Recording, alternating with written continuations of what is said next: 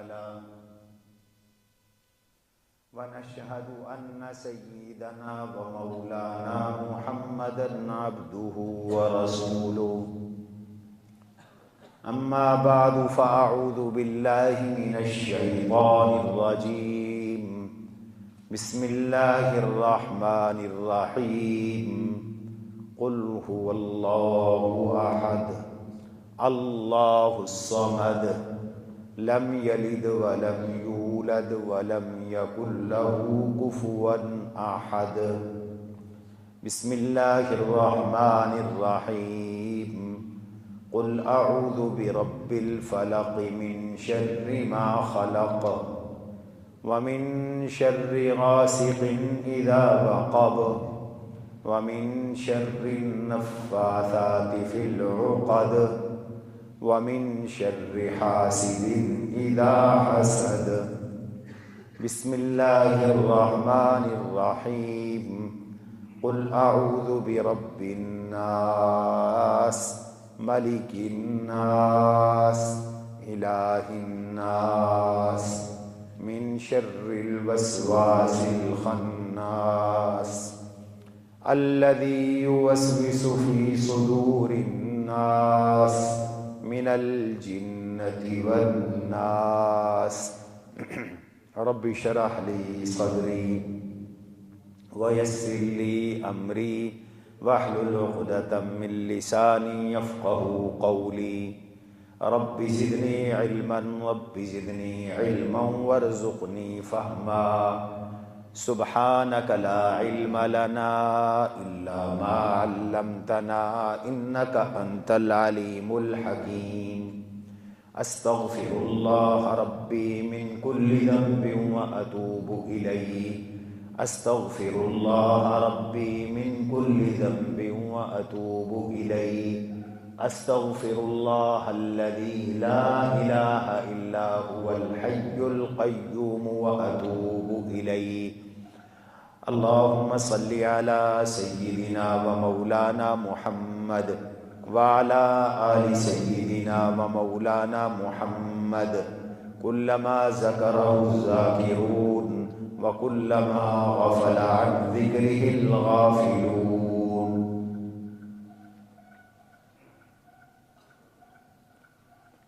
نہایت واجب الاحترام علماء کرام، فضلاء اعظام، معزز مہمانان گرامی، محترم بزرگوں، دوستوں، عزیزوں اور بھائیوں، ملک بھر سے تشریف لائے ہوئے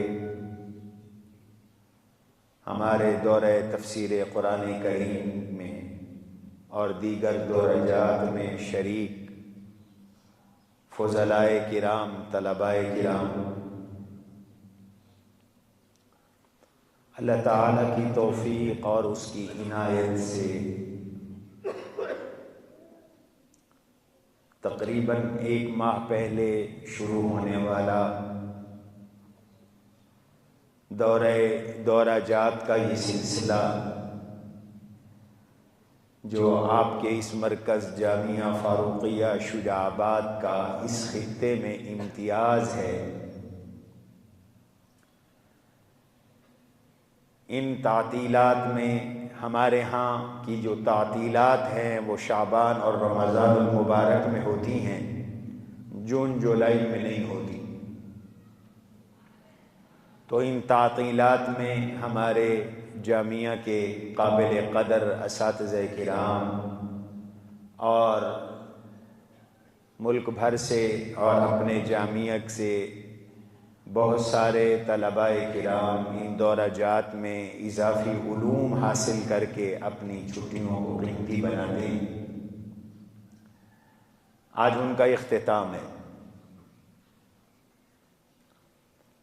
یہ ختم قرآن اس لحاظ سے بھی ممتاز ہے کہ عام طور پر الفاظ قرآن کریم کا ختم ہوتا ہے،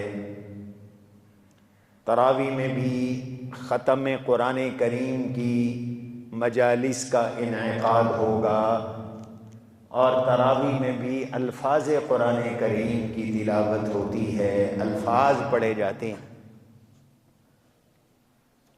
اور قرآن نام ہے نظم اور معانی کا، الفاظ اور معانی کے مجموعے کا۔ تو آج کا یہ ختم اس لحاظ سے بھی منفرد ہے کہ یہ تفسیر قرآن کریم کا جو دورہ ہے، اس میں الفاظ قرآن کریم کا بھی ختم ہو رہا ہے تقریباً، اور معانی قرآن کریم کا بھی ختم ہو رہا ہے۔ تو یہ مجموعہ قرآن کا ختم ہے، کہو الحمدللہ۔ اس لیے اس ختم میں شرکت بھی باعث سعادت ہے، باعث برکت ہے۔ پھر اس مجلس کی اہمیت اس طرح بھی بڑھ جاتی ہے کہ عام الفاظ قرآن کا جب ختم ہوتا ہے، چاہے وہ نماز سے باہر ہو یا نماز میں ہو۔ ابھی پچھلے دنوں ہمارے ہاں رمضان سے ایک دو راتیں پہلے، ایک دو دن پہلے، فرض نماز میں امام صاحب نے قرآن کریم کا ختم کیا، ایک سال میں تقریباً ختم کیا۔ تراویح میں بھی ختم ہوں گے۔ تو یہ جو ختم ہوتے ہیں ان میں برکت حاصل ہوتی ہے، علم حاصل نہیں ہوتا۔ اور یہ جو تفسیر قرآن کریم کا ختم ہے اور الفاظ کا بھی ختم ہے، اس میں علم بھی حاصل ہوتا ہے اور برکت بھی حاصل ہوتی ہے۔ اور روایات میں آتا ہے کہ قرآن کریم کی ایک آیت کا مطلب سمجھ لینا، اس کا اجر اور اس کا ثواب 1000 رکعتوں کے برابر ہے۔ اب کس کے پاس وقت ہے کہ وہ اتنی رکعتیں قرآن کریم، اتنی رکعتیں نماز کی ادا کرے؟ تو یہ قرآن کریم کی ایک آیت کا مطلب سمجھ لینا، اس پر اللہ تعالی اتنی بڑی عبادت کا اجر عطا فرماتے ہیں۔ اور بعض روایات میں غالباً 200 رکعات کا ذکر ہے۔ تو کون وقت نکالتا ہے 200 رکعتیں پڑھے؟ اور یہ بھی اجر صرف ایک رکعت، ایک آیت کا مفہوم، ایک آیت کا مطلب سمجھنے پر ہے۔ اور قرآن کریم کی آیات کی تعداد کتنی ہے بیٹا، کوئی بتائے؟ ہاں جی، ایک بولے۔ 6666 غلط۔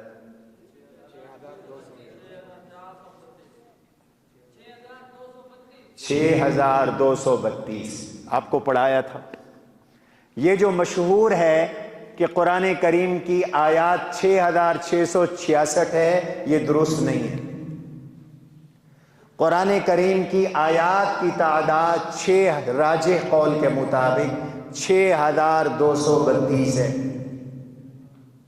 اور اگر کوئی شخص 6232 آیات کا مطلب، اس کا مفہوم، اس کی تفسیر سمجھ لے تو اب ضرب لگا دو کتنی ہزار رکعتوں کا اسے اجر ملے گا، کتنی ہزار رکعتوں کا اسے ثواب ملے گا۔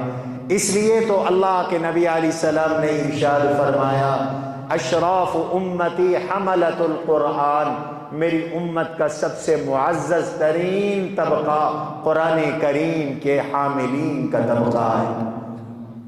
اس لیے حضور علیہ السلام نے ارشاد فرمایا، فضل العالم علی العابد کفضلی علی ادناکم، عالم کی فضیلت عابد پر، شب بیدار تہجد گزار پر، عالم کی فضیلت نوافل ادا کرنے والوں پر ایسی ہی ہے جیسے حضور صلی اللہ علیہ وسلم کی فضیلت عام مسلمان پر۔ اور ایک روایت میں آتا ہے حضور کے عالم کی فضیلت عابد پر ایسے ہے جیسے چاند کی فضیلت باقی ستاروں پر، کفضل القمر علی سائر الکواکب۔ اس لیے بھی آج کی یہ مجلس باعث برکت ہے، اور اس مجلس کے اندر آپ 3 صورتیں ان کا درس حاصل کریں گے۔ ہر شریک، یہ جو مستقل ہمارے شرکائے درس تھے، یہ تو آج اس درس میں شریک ہیں ہی ہیں، باقی جو شہر سے احباب آئے ہیں وہ بھی طالب علم بن کے بیٹھے، قرآن کے طالب کی نیت، طلب کی نیت سے بیٹھے، تو انشاءاللہ اللہ اس کے اوپر آپ کو بھی اجر عطا فرمائیں گے، اور سینکڑوں رکعتوں کا اجر اور ثواب ملے گا۔ قرآن کریم کی جو صورتیں ہیں وہ 114 ہیں، رکوع 540 ہیں، آیات 6232 ہیں۔ قرآن کریم کی 114 صورتوں میں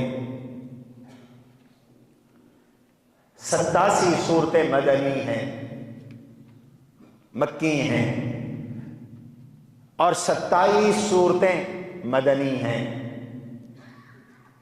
اللہ تعالی نے قرآن کریم کی اتارنے کی جو ترتیب بنائی وہ اپنی حکمت کے مطابق، اترنے کے اعتبار سے قرآن کی جو ترتیب ہے اس میں پہلی سورت سورہ فاتحہ نہیں بلکہ سورہ اقراء ہے۔ اقرأ بسم ربک الذی خلق، خلق الانسان من علق، اقرأ وربک الاکرم۔ اور قرآنی ترتیب میں جو سب سے پہلی سورت ہے وہ سورت فاتحہ ہے۔ یہ ترتیب خود حضور صلی اللہ علیہ وسلم کو اللہ نے بتلائی، جبریل امین نے بتلائی۔ آپ ہر سورت کو خود اس کا ٹھکانہ متعین فرماتے تھے، صحابہ کو بتاتے تھے اس سورت کو، ان آیات کو فلاں سورت میں اور فلاں سورت کو فلاں جگہ پہ رکھ دو۔ تو سورہ اخلاص مکی سورت ہے، ہجرت سے پہلے اتری ہے اور 4 آیات پر مشتمل ہے۔ نزول میں اس کا 22واں نمبر ہے اور قرآنی ترتیب میں یہ 112ویں نمبر پر ہے۔ یہ قرآن کی سورت نمبر 112 ہے۔ اہل علم نے اس کے 20 نام لکھے ہیں، 20 نام ہیں۔ امام راضی، میں آج ہی مطالعہ کر رہا تھا، امام راضی رحمت اللہ علیہ نے اس کے 20 نام لکھے۔ اتنے بڑے نام، اتنے زیادہ نام، اس بات کا ثبوت ہے کہ یہ بڑی اہم قرآن کی سورت ہے۔ اور کتنی اہم ہے اس کا اندازہ آپ اس سے لگا لیں کہ اللہ کے نبی علیہ الصلوۃ والسلام نے ارشاد فرمایا، من قرأ سورۃ قل هو اللہ احد فکأنما قرأ ثلث القرآن وأعطي من الأجر 10 حسنات۔ جس نے قل هو اللہ والی سورت کی تلاوت کی، اللہ اس کو 1/3 قرآن کا اجر عطا فرمائیں گے، 1/3 قرآن کا ثواب عطا فرمائیں گے۔ یہ گویا ثلث القرآن ہے۔ کیا معنی ثلث القرآن کا؟ یاد رکھیے اس کے 3 مطلب ہیں جو مفسرین نے لکھے، کہ سورہ اخلاص قرآن کریم کا 1/3 ہے، 1/3 حصہ ہے قرآن کریم کا۔ جس نے اسے تلاوت کیا اسے قرآن کریم کے 1/3 حصے کی تلاوت کا اجر ملا، ثواب ملا، اور 10 گنا اسے اجر ملا۔ اس کا پہلا مطلب یہ ہے جو اہل علم نے ذکر کیا کہ قرآن کریم کے جو بنیادی مضامین ہیں وہ 3 ہیں۔ سارے قرآن کریم کو جمع کرو، اس کے 3 بنیادی اور اصولی مضامین ہیں جن کا تعلق ہمارے عقائد سے ہے۔ نمبر 1 توحید باری تعالی، اللہ تعالی کی توحید، وہ یکتا ہے، وہ وحدہ لا شریک ہے، اس جیسا کوئی نہیں، اس کے مقابل بھی کوئی نہیں، اس کا شریک بھی کوئی نہیں، اس کا ہمسر بھی کوئی نہیں، وہ والدین سے بھی پاک ہے، وہ اولاد سے بھی پاک ہے، پوری دنیا اس کی محتاج ہے، وہ ساری مخلوقات کو اس کی ضرورت ہے، اس کو کسی کی ضرورت نہیں۔ وہ اپنی ذات میں یکتا ہے، وہ اپنے افعال اور کاموں میں یکتا ہے، وہ اپنی صفات میں یکتا اور وحدہ لا شریک ہے۔ یہ پہلا مضمون ہے قرآن کا، اور یہ مضمون قرآن کریم کی اکثر صورتوں میں بیان ہوا ہے۔ توحید کا مضمون قرآن کی سب صورتوں میں آپ کو ملے گا، پورے قرآن میں یہ مضمون پھیلا ہوا ہے۔ بسم اللہ الرحمن الرحیم سے لے کر سورۃ الناس کی سین تک قرآن کریم کی تقریباً ہر آیت میں اور ہر سورت میں اللہ کی توحید کا رنگ موجود ہے۔ قرآن کریم کا دوسرا موضوع رسالت ہے۔ اللہ اپنے بندوں میں سے، انسانوں میں سے نبی اور رسول چنتے ہیں جو ہر عیب سے پاک ہوتے ہیں، گناہوں سے پاک ہوتے ہیں۔ ختم المرسلین میرے اور آپ کے آقا حضرت محمد الرسول اللہ صلی اللہ علیہ وسلم ہے، جنہیں اللہ نے پوری کائنات کا نبی بنا کے بھیجا، اور جنہیں اللہ نے ابد الآباد تک کی نبوت عطا کر کے بھیجا۔ اور تیسرا عقیدہ اور تیسرا مضمون قرآن کریم کا قیامت ہے، کہ ہم نے مرن کر اٹھنا ہے، پھر سے زندہ ہونا ہے، اللہ کے سامنے پیش ہونا ہے، حساب و کتاب دینا ہے، جنت میں جانا ہے۔ انشاءاللہ جنت بھی حق ہے، جہنم بھی حق ہے۔ یہ تین قرآن کے بنیادی مضمون ہیں، اور سورہ اخلاص میں پہلا مضمون توحید مذکور ہے، تو ثلث قرآن کا ایک معنی یہ ہوا کہ سورہ اخلاص کے اندر قرآن کا 1/3 حصہ قرآن کے مضامین کا تیسرا حصہ مذکور ہے، توحید کا عقیدہ مذکور ہے۔ یہ معنی ہے کہ سورہ اخلاص قرآن کریم کی کا تہائی ہے، ثلث ہے، اس پہ تہائی قرآن کا اجر ملتا ہے، توحید والی آیات کی تلاوت کا اجر ملتا ہے، ثواب ملتا ہے۔ اور بعض اہل علم نے فرمایا کہ حدیث میں آیا کہ قل هو اللہ احد، یہ سورت تہائی قرآن ہے، ثلث قرآن ہے۔ اس کا معنی سیدھا سادہ ہی یہی ہے کہ 3 دفعہ پڑھو تو ایک قرآن کریم کا ثواب اللہ عطا فرماتے ہیں۔ کیوں عطا فرماتے ہیں ہم نہیں جانتے، یہ اجر بھی اللہ کی طرف سے حضور کو بتائے گئے اور حضور نے ہمیں بتایا، اس پہ اعتراض کرنے کی کوئی گنجائش نہیں ہے۔ پانی پیاس کو بجھاتا ہے، گندم اور آٹا اور روٹی وہ بھوک کو مٹاتی ہے، الٹ کیوں نہیں؟ اللہ نے اس کو ایسے ہی بنایا ہے۔ یہی جواب دیں گے نا کہ پانی سیراب کرنے والا ہے، اللہ نے اس کی خاصیت یہی بنائی ہے، اور روٹی سیر کرنے والی ہے، اللہ نے اس کی خاصیت یہی بنائی ہے۔ اللہ تعالی نے اس کی تاثیر یہی بنائی ہے۔ اللہ نے سورہ اخلاص کو تہائی قرآن قرار دیا، اللہ نے سورہ کافرین کو چوتھائی قرآن قرار دیا، اللہ نے حدیث میں آتا ہے سورہ یاسین کی کوئی تلاوت کرے اللہ اسے 10 قرآن کا ثواب عطا فرماتے ہیں۔ تو یہ جو اجر ہے، ثواب ہے، اللہ کی طرف سے ہے، اللہ کا اپنا فضل ہے، اس نے جس میں جو اجر رکھ دیا، جو ثواب رکھ دیا۔ بہرحال یہ اخلاص پر مبنی، توحید پر مبنی یہ سورت بڑی اعلیٰ سورت۔ حدیث میں آتا ہے، سہل بن سعد رضی اللہ عنہ کی روایت ہے، اور آپ سب کے لیے ہے یہ، میری آپ کی سب کے لیے ہے یہ، توجہ سے یہ فضیلت سنیں۔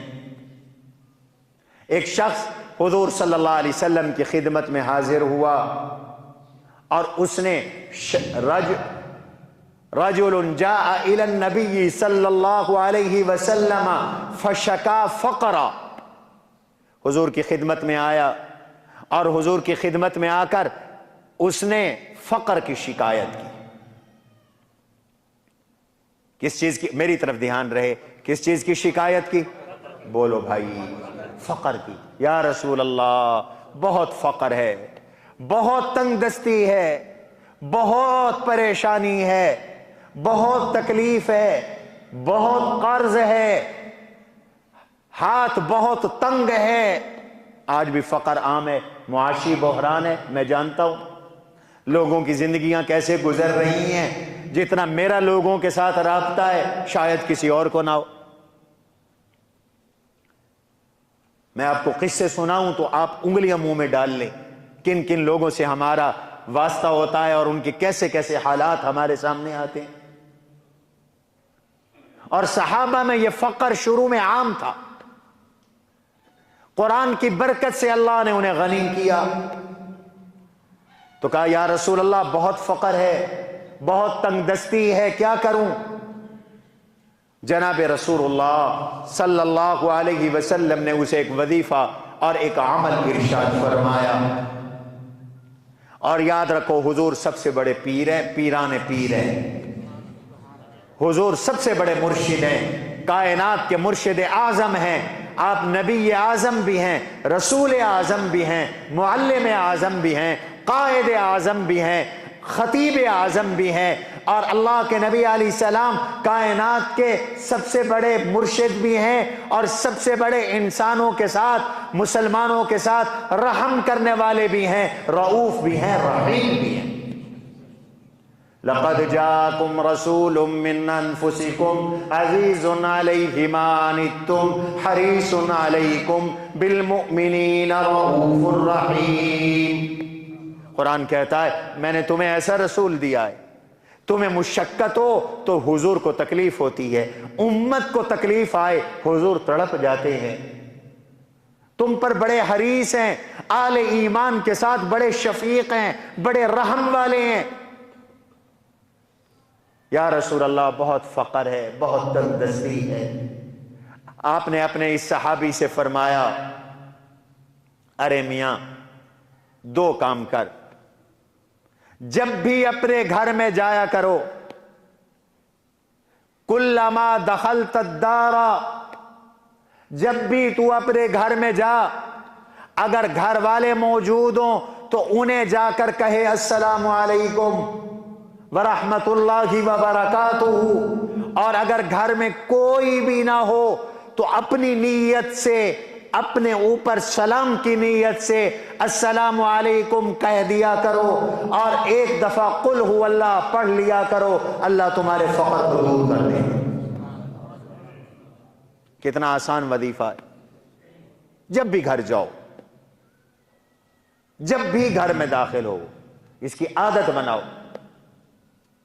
آپ کے گھر کے 90% جھگڑے اس عمل سے ختم ہو جائیں گے، آپ یقین کریں، اور 90% بھی میں ذرا احتیاط کہہ رہا ہوں، ورنہ 100% جھگڑے، گھر کے گھریلو جھگڑے آپ کے ختم ہو جائیں گے۔ کیوں؟ وقت نہیں کہ میں تفصیل میں جاؤں۔ رحمت عالم صلی اللہ علیہ وسلم نے ارشاد فرمایا ہے تم سلام کثرت سے کرو، اللہ تم میں محبت ڈال دے گے۔ یہ افشاء سلام، افشو السلام، افشاء سلام محبت کے قیام کا ذریعہ ہے، اور اس حدیث کے مطابق رزق کا ذریعہ ہے، اور ایک حدیث کے مطابق جنت میں جانے کا ذریعہ ہے۔ حضرت عبداللہ بن سلام رضی اللہ تعالیٰ عنہ حضور علیہ السلام کی خدمت میں سب سے پہلے حاضر ہوئے۔ جب یہودیوں کے عالم تھے، حضور کے بارے میں سنا تو حضور کی خدمت میں آئے دیکھنے کے لیے۔ دیکھیں تو صحیح، نبوت کا دعویٰ سامنے آیا ہے، کیسے ہیں؟ وہ کہتے ہیں میں نے پہلی دفعہ جب حضور کو دیکھا، first impression is last impression, جو پہلا تأثر ہوتا ہے وہ آخری ہوتا ہے، تو وہ تأثر بڑا عجیب تھا۔ میں نے حضور کا چہرہ دیکھا تو میرے دل نے کہا ان ھذا الوجہ لیس بوجہ کذاب، یہ چہرہ کسی جھوٹے کا نہیں ہو سکتا۔ پھر میں نے آپ کی گفتگو سنی تو آپ کی گفتگو کیا تھی؟ ایھا الناس افشوا السلام واطعموا الطعام وصلوا الارحام وصلوا باللیل والناس نیام تدخلوا الجنۃ بسلام۔ لوگو سلام عام کرو، کھانا کھلاؤ، دوسروں کو کھانا کھلاؤ، مہمانوں کو کھانا کھلاؤ، غریبوں کو مسکینوں کو کھانا کھلاؤ، طلباء کو کھانا کھلاؤ، اطعموا الطعام کھانا کھلاؤ۔ آج یہ سنت ہم سے مردہ ہوتی جا رہی، مہمان نوازی بھی چلی گئی، کھانا نہیں کھلاتے ہم لوگوں کو۔ اور قرآن ترغیب دیتا ہے بار بار، وَيُطْعِمُونَ الطَّعَامَ عَلَى حُبِّهِ مِسْكِينًا وَيَتِيمًا وَأَسِيرًا إِنَّمَا نُطْعِمُكُمْ لِوَجْهِ اللَّهِ لَا نُرِيدُ مِنْكُمْ جَزَاءً وَلَا شُكُورًا۔ بات دور نکل جائے گی۔ سلام پھیلاؤ، کھانا کھلاؤ، صلہ رحمی کرو، رشتوں کو جوڑو۔ رات کو دنیا سوئی ہوئی ہو، تم نماز تہجد ادا کرو، یہ 4 کام کرو، آرام کے ساتھ جنت میں داخل ہو جاؤ۔ اس صحابی سے حضور نے فرمایا کہ گھر میں آ کر کوئی ہو نہ ہو السلام علیکم کہا کرو، اور ایک دفعہ قل ہو اللہ پڑھ لیا کرو، رزق کے دروازے کھل جائیں گے۔ روایت میں آتا ہے اس نے یہ عمل شروع کیا، فقر دور ہو گیا، اللہ نے رزق بے بہا عطا فرمایا، حتیٰ کہ اس کے رزق کا نفع اور فائدہ پڑوسیوں کو ہونے لگا، یہ پڑوسیوں کو بھی کھلانے لگا۔ ایک آدمی سے حضور صلی اللہ علیہ وسلم نے پوچھا، میاں امام تھا تو ہر رکعت میں قل ہو اللہ پڑھتا ہے کیوں؟ کہنے لگے یا رسول اللہ مجھے قل ہو اللہ سے پیار ہے۔ حضور نے فرمایا تیرا قل ہو اللہ سے پیار تجھے جنت میں لے جائے گا۔ اور آپ کے علم میں ہونا چاہیے مغرب کی نماز کے بعد جو 2 سنتیں ہیں اور صبح فجر سے پہلے جو 2 سنتیں ہیں، ان سنتوں میں رحمت عالم صلی اللہ علیہ وسلم پہلی رکعت میں قل یا ایھا الکافرون پڑھتے تھے اور دوسری رکعت میں قل ہو اللہ پڑھتے تھے۔ یہ حضور کی سنت ہے، اس سنت پر بھی عمل کیا کرو۔ تو بڑی عظیم الشان سنت ہے، اور قل ہو اللہ بڑی عظیم سورت ہے۔ اللہ اکبر۔ یہ سورہ اخلاص، اس سے پہلے سورہ لہب آئی جس میں ابو لہب کی ہلاکت کا ذکر ہے، اور ابو لہب نے حضور کے ساتھ دشمنی کی تھی توحید کی بنیاد پر، اس لیے اس صورت میں اللہ نے کھول کر توحید کو بیان کیا۔ گویا اپنے نبی سے کہا کہ دشمن توحید تباہ ہو چکا ہے، اب آپ کھل کر اللہ کی توحید کو بیان کریں۔ فرمایا بسم اللہ الرحمن الرحیم قل هو اللہ احد۔ یہودیوں نے کہا ہمارا معبود عزیر علیہ السلام، عیسائیوں نے کہا ہمارا معبود عیسیٰ علیہ السلام، مجوسیوں نے کہا ہمارا خدا سورج اور چاند، مکہ کے مشرکوں نے کہا ہمارا معبود بت ہے۔ اللہ نے کہا میرے نبی آپ بھی اپنے معبود کی اطلاع دے دے اور ساری دنیا کو بتا دے قل هو اللہ احد، میرا معبود اللہ ہے۔ سب سے زیادہ تکلیف پر صبر کرنے والی ذات اللہ کی ہے، حوصلے والی ذات اللہ کی۔ کیوں؟ فرمایا اس لیے کہ یجعلون لہو ولدا، لوگ اللہ کی اولاد بناتے ہیں، اس کے باوجود وَيُعَافِيهِمْ وَهُوَ يُعَافِيهِمْ، اللہ ان کو عافیت بھی دیتا ہے، وَيَرْزُقُهُمْ، ان کو روزی بھی دے رہا ہے، یہ اللہ کا حوصلہ ہے، ورنہ یہ اس قابل نہیں تھے کہ یہ دنیا میں زندہ رہتے۔ وہ اولاد سے پاک ہے۔ وَلَمْ يَكُنْ لَهُ كُفُوًا أَحَدٌ، کفو کہتے ہیں مثل کو، ہم مثل کو، یہ کتاب النکاح میں بھی لفظ آتا ہے، کفو ہونا، ہم پلہ ہونا، ایک جیسا ہونا۔ فرمایا اللہ جیسا ہی کوئی نہیں، اللہ سے بڑھ کر ہونا تو دور کی بات ہے، اللہ جیسا ہی کوئی نہیں۔ لیس کمثلہ شیء، قرآن کہتا ہے اللہ جیسا کوئی نہیں، اللہ کی کوئی مثل ہی نہیں۔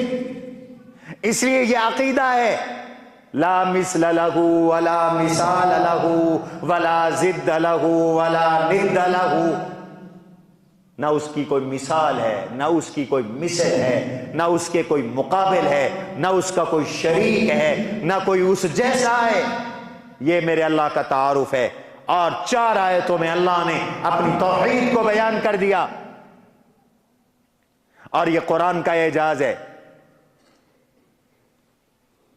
قرآن شروع ہوا سورہ فاتحہ سے اور ختم ہو رہا ہے سورہ اخلاص پر، یاد رکھو، یعنی یہ اگلی 2 سورتیں بھی قرآن ہیں، لیکن قرآن کے مضامین سورہ اخلاص پہ ختم ہو گئے۔ توحید کا عقیدہ گٹھلی کی طرح ہے۔ گٹھلی جانتے ہو نا، درخت کا آغاز گٹھلی سے ہے، اور درخت کا اختتام بھی کس پر ہے؟ بولو بھائی، گٹھلی پر ہے۔ یہ آم کا پیڑ لے لو، آم کا درخت کس سے نکلتا ہے؟ بولو بولو، کس سے نکلتا ہے؟ یہ میں نے سورہ فاتحہ کی تفسیر میں آپ عزیز طلبہ کو بتایا تھا، گٹھلی سے درخت نکلتا ہے۔ درخت جوان ہوا، بڑھا، پھل لگا، آپ نے اس کے چھلکے اتار لیے، اس کا گودا کھا لیا، آخر میں کیا بچا؟ بولو بولو۔ تو ابتدا بھی گٹھلی سے ہے اور اختتام بھی گٹھلی پر ہے۔ لوگوں، توحید کا عقیدہ بیج اور گٹھلی کی طرح ہے۔ قرآن کا آغاز سورۃ فاتحہ سے ہے، سورہ فاتحہ میں اللہ کی توحید ہے، اور قرآن کے مضامین کا اختتام سورہ اخلاص پہ ہے، اور سورہ اخلاص میں بھی اللہ کی توحید ہے۔ گویا توحید سے قرآن شروع ہوا، توحید پہ قرآن ختم ہوا، اور توحید کا اثر پورے قرآن کریم میں پھیلا ہوا۔ یہ قرآن کا اعجاز ہے۔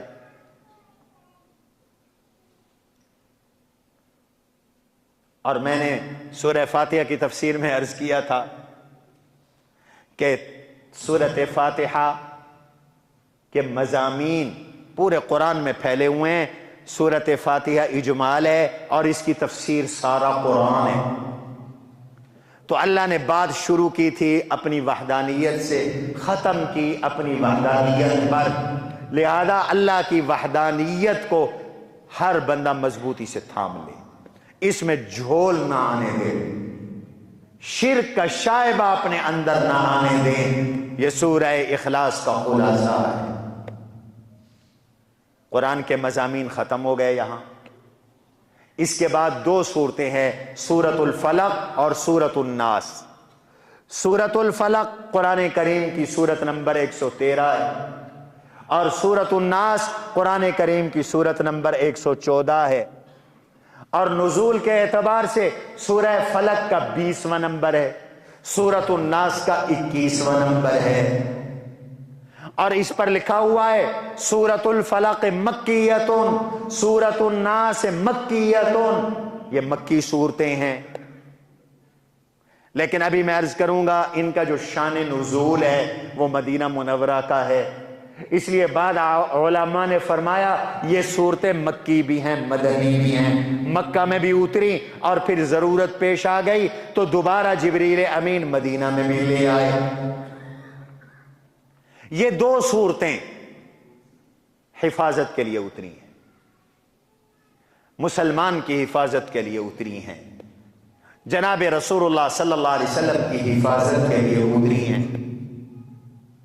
جب آپ توحید کی بات کریں گے دنیا دشمن ہو جائے گی، دنیا مخالف ہو جائے گی، شیطان آپ کے ایمان کو ختم کرنے کی کوشش کرے گا، ایمان پہ ڈاکہ ڈالے گا، اور لوگ آپ کی جان کو ختم کرنے کی کوشش کریں گے، ڈاکہ ڈالیں گے۔ یہ ہو نہیں سکتا کہ آپ توحید کی بات کریں اور لوگ آپ پہ فتوے نہ لگائیں۔ کوئی کہے گا گستاخ رسول ہیں، کوئی کہے گا وہابی ہیں، کوئی کہے گا ایسے ہیں، کوئی کہے گا ایسے ہیں، لوگ جان کے دشمن بن جاتے ہیں۔ آپ دین پر چلتے ہیں تو لوگ آپ کو دہشت گرد کہتے ہیں۔ آج کل آپ دیکھ نہیں رہے، ایک تو جو دہشت گرد ہے اللہ ان کو برباد کرے، لیکن آج مدارس والوں کو بھی لوگ دہشت گرد کہہ رہے ہیں، تبلیغ والوں کو بھی دہشت گرد کہہ رہی ہیں، داڑھی والوں کو بھی دہشت گرد کہا جا رہا ہے، پگڑی والوں کو بھی دہشت گرد کہا جا رہا ہے، اور بہانے بنائے جا رہے ہیں کہ کسی طرح دینداروں کو کچل دو، مار ڈالو۔ فلسطین والوں کا کیا قصور ہے؟ اب وہ دنیا کا پاگل ترین انسان جو امریکہ کا صدر بنایا اس احمق ترین انسان کو، وہ کہتا ہے ان فلسطین والوں کو نکالو، فلسطین سے، غزہ سے نکالو۔ کبھی کہتے ہیں مصر میں، کبھی کہتے ہیں اردن میں، کبھی کہتے ہیں سعودیہ میں، ان کو جگہ دو۔ یہ ہو نہیں سکتا کہ آپ دین کا کام کریں اور لوگ آپ کے ساتھ حسد نہ کریں، لوگ آپ کے ساتھ دشمنی نہ کریں، لوگ آپ کی مخالفت نہ کریں۔ یہی سال کے ہمارے 23 علماء اپنے جامعہ سے فارغ ہو کر جا رہے ہیں، اسی طرح مفتیان کرام بھی فارغ ہو کر جا رہے ہیں۔ میں آپ سے بھی یہ کہتا ہوں کہ یہ توقع چھوڑ دو کہ دین کا کام کرو گے تو تمہیں مخمل اور بستر ملیں گے، پتھر پڑیں گے جیسے حضور کو پڑے، صحابہ کو پڑے۔ لوگ دشمن بن جائیں گے، طرح طرح کے الزامات اور بہتان لگائیں گے، تو گھبرانا نہیں۔ اللہ نے تمہیں 2 ہتھیار دے دیے، ایک ہتھیار ایمان کی حفاظت کا سورہ فلق ہے، اور ایک ہتھیار جان کی حفاظت کا اللہ نے تمہیں سورۃ الناس عطا کر دیا۔ کہو سبحان اللہ۔ حضور صلی اللہ علیہ وسلم کی خدمت میں بھیجا، اس کا نام تھا عامر بن طفیل۔ عامر بن طفیل حضور کے پاس آیا اور آ کے کہنے لگا محمد صلی اللہ علیہ وسلم، آپ ہمارے خداؤں کو برا بھلا کہتے ہیں، باپ دادے کے دین کی مخالفت کرتے ہیں، بتاؤ تو چاہتے کیا ہو؟ اگر مال چاہیے مال کے ڈھیر لگا دیں گے، اگر شادی چاہیے جس لڑکی کے ساتھ کہو تمہاری شادی کروا دیں گے، اور اگر تم بیمار ہو تو ہم تمہارا علاج کروا دیتے ہیں۔ یہ عامر ابن طفیل حضور کی خدمت میں حاضر ہوا، اللہ کے نبی علیہ الصلوۃ والسلام کو مکہ کے کافروں کا پیغام دیا۔ حضور نے فرمایا جا کر میرا بھی پیغام دے دو، اللہ کی قسم مجھے نہ پیسے کی ضرورت ہے، نہ مجھے لڑکی کی ضرورت ہے، نہ مجھے نوکری کی ضرورت ہے، نہ چھوکری کی ضرورت ہے، نہ میں بیمار ہوں، میں تندرست ہوں، بس میں تو اللہ کا رسول ہوں اور تمہیں دعوت دیتا ہوں کہ ایک اللہ کو مانو، اللہ وحدہ لا شریک کو مانو۔ کہنے لگے کہ ہمارے 360 خدا ہیں، ہمارے کام پورے نہیں ہوتے، ایک خدا کیسے تمہارے سارے کام پورے کرے گا؟ میرے اللہ نے فرمایا ان کو بتا دو رب کی شان، اللہ کی شان، قل هو اللہ احد اللہ الصمد لم یلد ولم یولد ولم یکن له کفوا احد۔ قل میرے نبی آپ اعلان کر دیجئے، اللہ نے اپنے نبی کی زبانی توحید کا پیغام دلوایا۔ میرے حبیب آپ کہہ دیجئے نا، میری توحید کا پیغام دے دیجئے نا، میری توحید کا درس دنیا کو بتا دیجئے، دنیا کو سنا دیجئے۔ کوئی اپنا خدا سونے کا بناتا ہے، کوئی چاندی کا بناتا ہے، کوئی پیتل کا بناتا ہے، کوئی لوہے کا بناتا ہے، کوئی لکڑی کا بناتا ہے، اور کوئی انسان بناتا ہے، کوئی جن بناتا ہے۔ آپ ان کو بتا دیجئے میرا پروردگار نہ سونے کا ہے، نہ چاندی کا ہے، نہ لکڑی کا ہے، نہ لوہے کا ہے، نہ وہ انسان ہے، نہ وہ جن ہے، نہ وہ مخلوق ہے۔ قل هو اللہ احد، آپ اعلان کر دیجئے شان یہ ہے کہ اللہ یکتا ہے۔ یہ ہوا ضمیر شان کی ہے، اور اگر ہوا ضمیر کو شان کی نہ بنائے تو پھر اس کا مرجع الہ ہے۔ میرے نبی اعلان کر دیجئے وہ الہ یکتا ہے، اکیلا ہے، وحدہ لا شریک ہے، اللہ ایک ہے۔ قل هو اللہ احد، علماء نے لکھا ہے احد اس کو کہتے ہیں جس کا ثانی نہ ہو، جس کا ثانی ہو اس کو واحد کہتے ہیں۔ واحد، اثنین، ثلاثہ، ایک، دو، تین۔ اور احد وہ ہوتا ہے جس کا ثانی کوئی نہ ہو، دوسرا کوئی نہ ہو۔ احد وہ ہوتا ہے جس جیسا کوئی نہ ہو۔ احد وہ ہوتا ہے جس میں تقسیم کوئی نہ ہو، جس میں تجزی کوئی نہ ہو۔ وہ وحدہ لا شریک ہے۔ قل هو اللہ احد، وہ یکتا ہے۔ اللہ صمد، وہ صمد ہے۔ صمد کس کو کہتے ہیں؟ صمد کا لفظی معنی ہوتا ہے وہ مضبوط چٹان جس کے پیچھے آدمی اپنے آپ کو چھپا کر محفوظ کر لے، دشمن سے بچا لے۔ ابن عباس رضی اللہ عنہما سے صمد کی دو تفسیریں منقول ہے۔ پہلی تفسیر، الصمد الذي يصمد إليه الخلائق في حوائجهم، صمد وہ ہے پوری دنیا جس کے پاس اپنی ضرورتیں لے کے آئے اس کو صمد کہتے ہیں۔ یوں کہو کہ پوری دنیا جس کی محتاج ہو اور وہ کسی کا محتاج نہ ہو اس کو صمد کہتے ہیں۔ اور حضرت ابن عباس نے ایک تفسیر اور بیان کی، صمد کیا ہے؟ فرمایا هو السید الذی کمل فی سعدہ، وہ سردار جس کی سرداری کامل ہو، والشریف الذی کمل فی شرافتہ، وہ شریف جس کی شرافت کامل ہو، والحلیم الذی کمل فی حلمہ، وہ حلیم حوصلے والا جس کا حوصلہ کامل ہو۔ یہ توفیق ہے اللہ کی طرف سے قرآن کی خدمت کی، جو الحمدللہ اب 2025 ہے، 20 سال ہمارے تفسیر قرآن کریم کے اس دورے کو مکمل ہو گئے، کہو الحمدللہ۔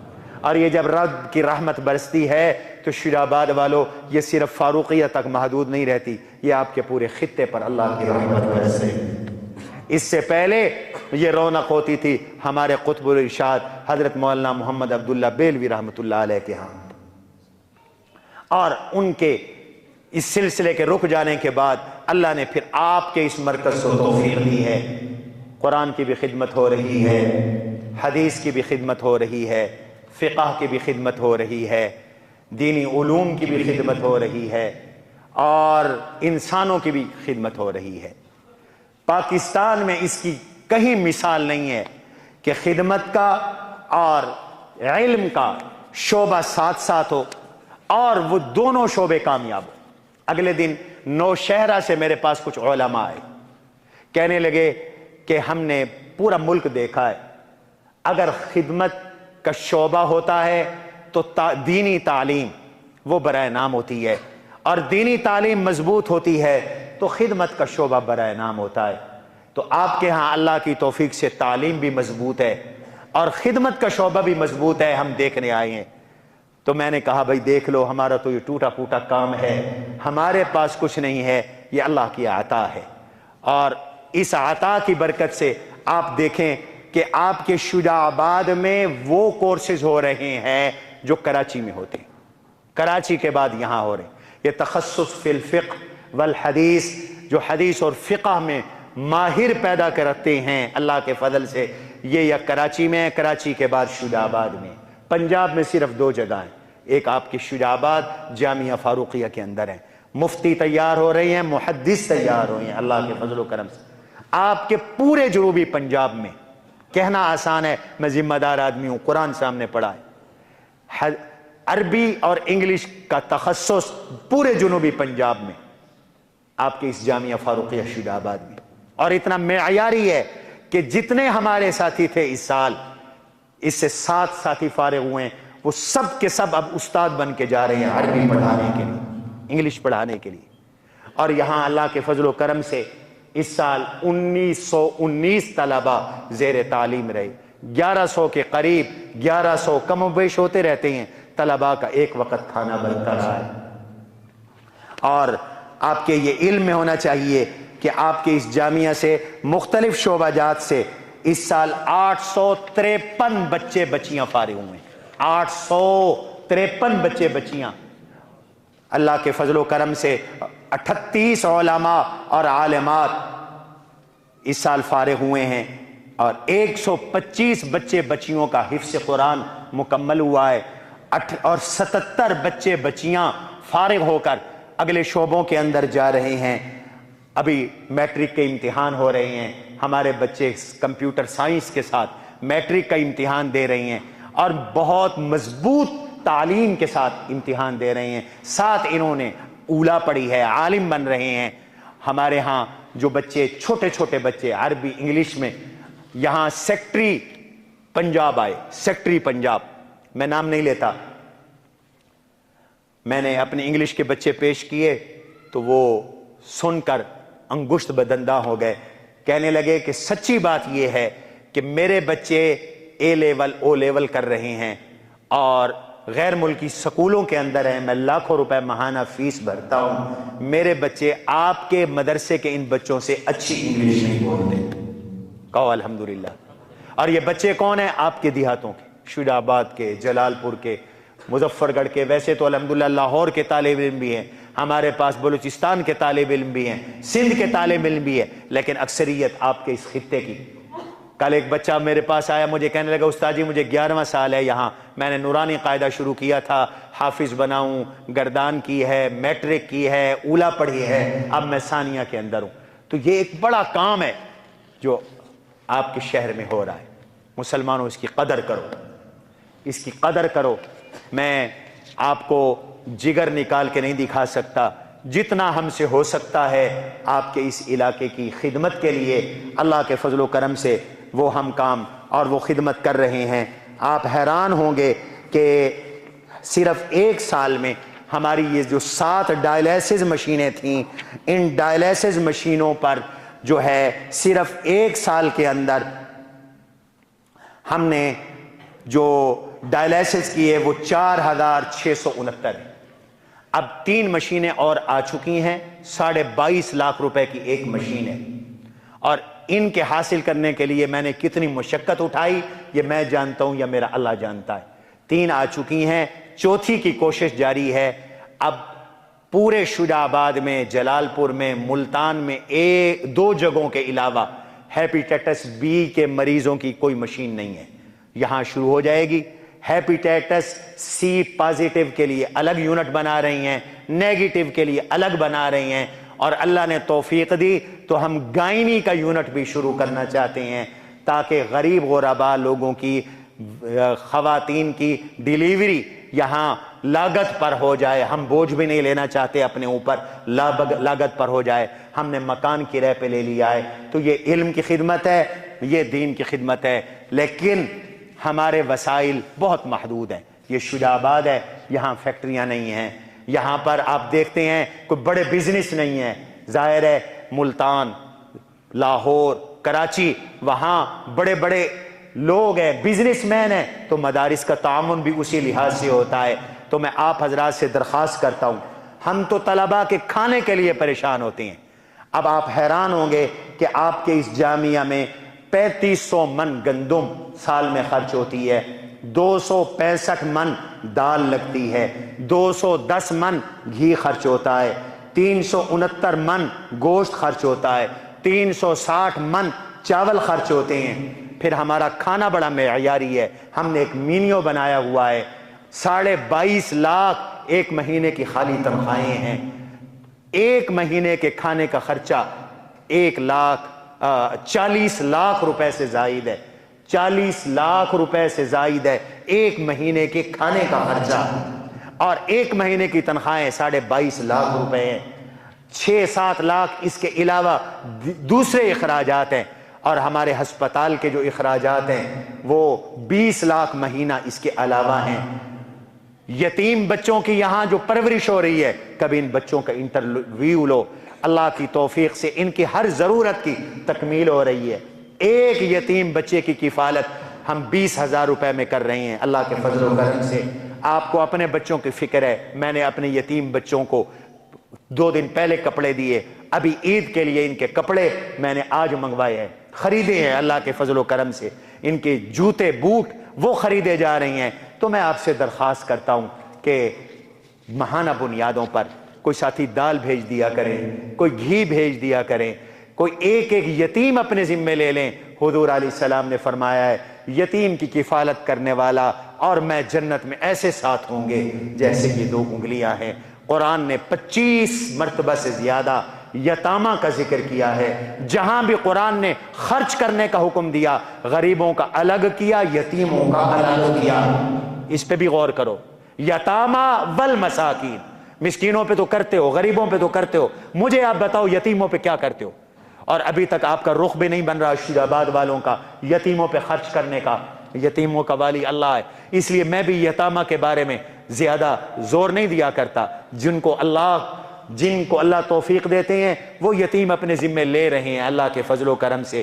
اور میں آپ سے حضرات سے درخواست کرتا ہوں، یتیم خانے کی چھت پڑنی ہے، سریا آیا ہوا ہے، 500 بوری سیمنٹ کی ضرورت ہے، اللہ تعالیٰ کسی کے دیر میں ڈال دے تو کوئی لمبی چوڑی قیمت نہیں ہے، 5-6 لاکھ روپے کا مصرفہ ہے، کوئی ساتھی سیمنٹ اپنے ذمے لے لے۔ ہمارے استاد در بدر ہے، ان کے مکانات نہیں ہیں، میں اللہ کے توکل پر ان کے مکان شروع کروا رہا ہوں، یہاں مسجد المجیب کے ساتھ پلاٹ کے اندر، وہاں 25 مکان انشاءاللہ بننے ہیں، ایک مکان کا خرچہ 50 لاکھ روپے ہے، ابھی ہم 2 مکان شروع کر رہے ہیں۔ تو آپ حضرات رمضان میں خود بھی تعاون کریں، کوئی اینٹیں بھیج دیں، سیمنٹ بھیج دیں، سریا بھیج دیں، اور ورنہ یہ کام اللہ کا ہے، اللہ نے لینا تو ہے، جو استعمال ہو جائے گا بھائی وہ قیمتی بن جائے گا۔ سبحان ربک رب العزت عما یصفون وسلام المرسلین والحمد للہ رب العالمین۔ 5 منٹ میں انعامات تقسیم ہوں گے ان طلباء کو، اس کے بعد انشاءاللہ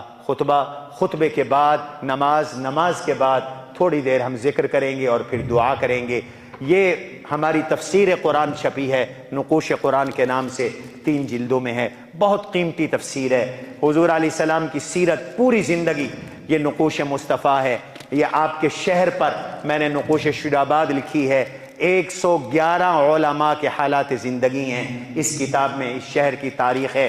یہ نقوش اسلام میں بہت قیمتی اصلاحی مضامین ہیں، نقوش علم کے اندر علم پر بہت بہترین، اور یہ میرا ہندوستان کا ایک سفر ہے آبا کے دیس میں، دیوبند، سہارنپور، نظام الدین، تو یہ پورا سیٹ ہم نے آج کے اس موقع پر پیکج بنایا ہے۔ یہ تقریباً 10,000 کا سیٹ ہے، آپ کو آج اس موقع پر 9,000 روپے کا یہ سیٹ ملے گا۔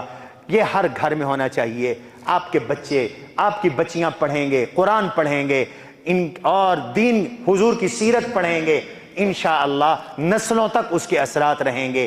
کتابوں پہ پیسہ خرچ کرنا چاہیے، یہ لے جاؤ اور اپنے اپنے گھروں میں ایک سیٹ رکھو۔ وما علینا الا البلاغ۔ قد عظمت فللأمجاد بانيها ومن يسعى إلى العليا بما فيها